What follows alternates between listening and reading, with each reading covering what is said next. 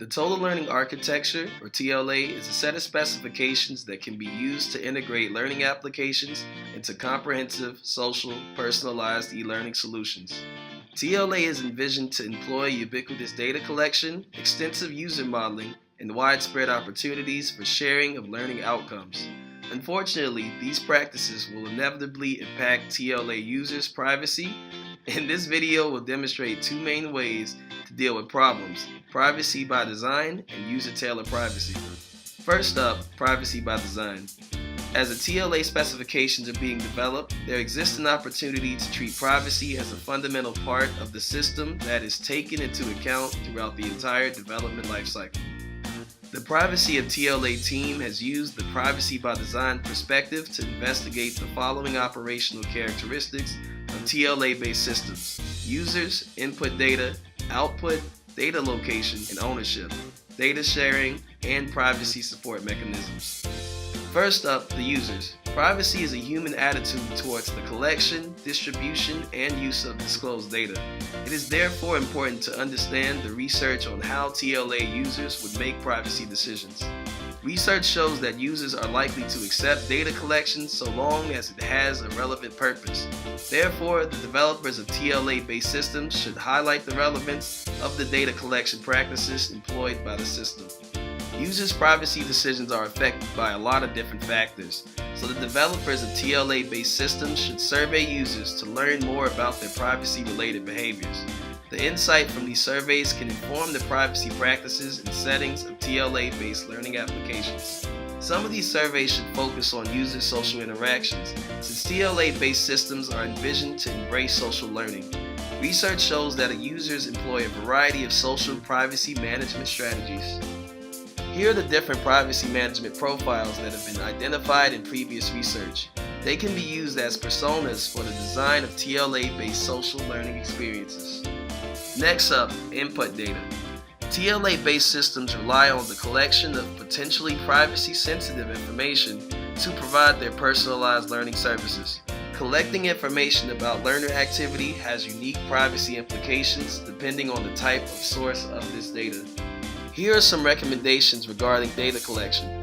Remove or encrypt personally identifiable information and social connection data. Avoid excessive tracking users' learning sessions and context, and use this data client-side only. Finally, allow users to selectively contribute external training data and their goals and ambitions to enrich the TLA-based learning model. User privacy concerns can also be impacted by automatic inferences made by the personalized learning system.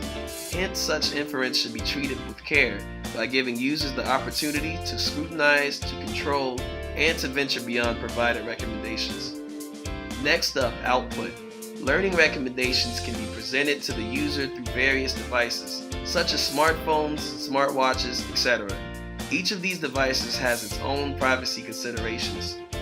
Notifications on personal devices can be disruptive, so TLA developers should carefully time the learning recommendations. A Do Not Disturb mode allows users to control notification urgency, and this mode can automatically be turned on based on the user's context. Notifications on communal devices can be detected by bystanders, so TLA developers should provide generic notifications on such devices that do not reveal potentially classified details. Next up, data location and ownership. TLA developers should carefully consider where the collected data resides, which components can access and process this data, and who formally owns the data and user models. The TLA system architecture should be governed by an entity that is trusted by all of its members. This may mean that a separate TLA instance exists for each department or division. In this case, these instances should be able to coordinate with each other in a privacy-preserving manner. To support adaptations, learning activity providers should have access to the TLA data core via XAPI. While this is considered a privacy risk, it avoids apps collecting and storing their own duplicate versions of the data. Access control mechanisms can regulate the data core access. For micro-adaptations, activity providers should use client-side mechanisms. We recommend removing the context data component as a means to prevent the potential loss or theft of sensitive information, such as a user minute-to-minute training performance. TLA-based systems should treat the user's learning data like a 401k. Users have their own data, but the employer is allowed to manage and contribute to the data. If a user moves to a different employer, the data moves with them.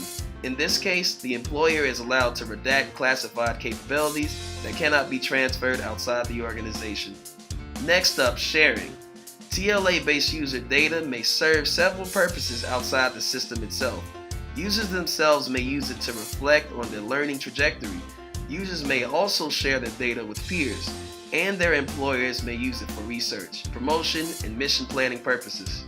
TLA developers should create a quantified self-experience by giving users access to compelling infographics that describe the unique behavioral insights embedded in the learner models. Adding a gaming component to this feature can entice users to push themselves even further. Cooperative learning results in self-improvement and healthy social dynamics. However, the developers of social learning apps should not simply share learning outcomes with all of the users' contacts. Instead, they should help users find a learning buddy with a similar communication style and a compatible social comparison style.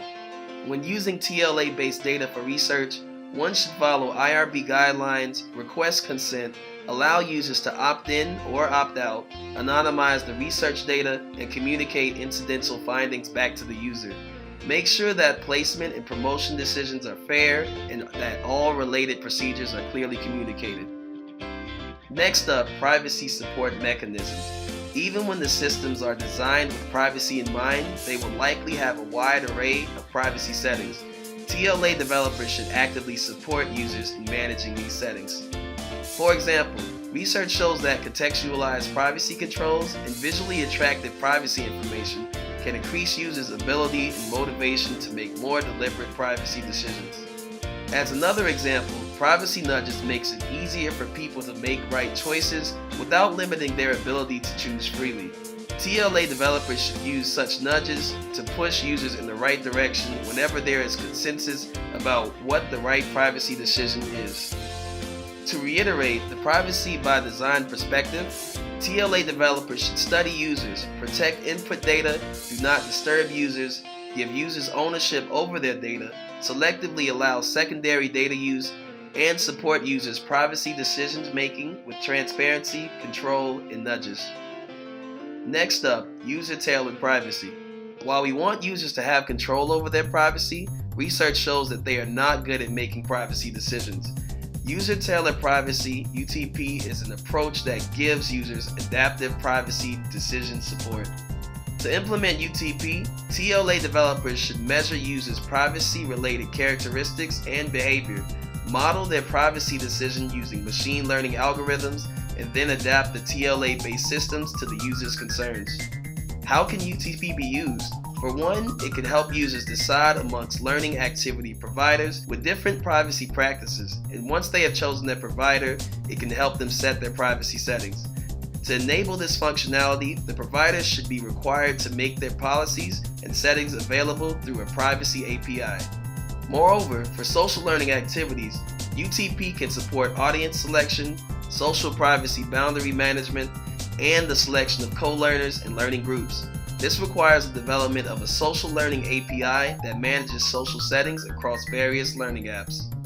Note that in some cases, UTP may have to serve multiple stakeholders with conflicting goals.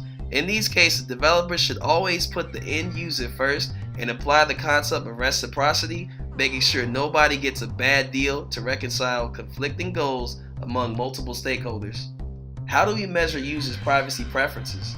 These preferences are influenced by personal and contextual differences. So to accurately measure them, UTP should take into account the data, the user, the recipient, and the other system-specific factors. UTP should unobtrusively gather this input from as many different sources as possible, but make sure to respect the user's privacy in gathering this data, and then model it using machine learning algorithms. UTP can then adapt the privacy settings of the system to the model. This can be done by automatically applying settings, by highlighting suggested settings, or by suggesting the privacy settings rules. UTP can also provide adaptive justifications whose type and timing of delivery are adapted to the user and the context. Likewise, UTP can be used to tailor the design of the interface to the user. This approach emphasizes privacy features the user is expected to use most often and de-emphasizes privacy features they only seldom use. Finally, UTP can provide a dynamic privacy-enabling user model framework which differentially allows and disallows specific types of data to be used for personalization based on how comfortable the user is with the use of their data for personalization purposes. Each of these adaptation methods differs in terms of the balance between burden and control. Hence, depending on the situation, UTP can take full control to alleviate users from frequent privacy behaviors, support them with simple suggestions to reduce their cognitive burden, or actively try to teach them to help them take control over their own privacy.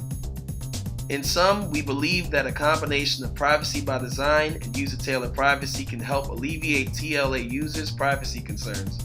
This is important because education is an intimate process of learning from failures, and privacy is a prerequisite for this process to succeed.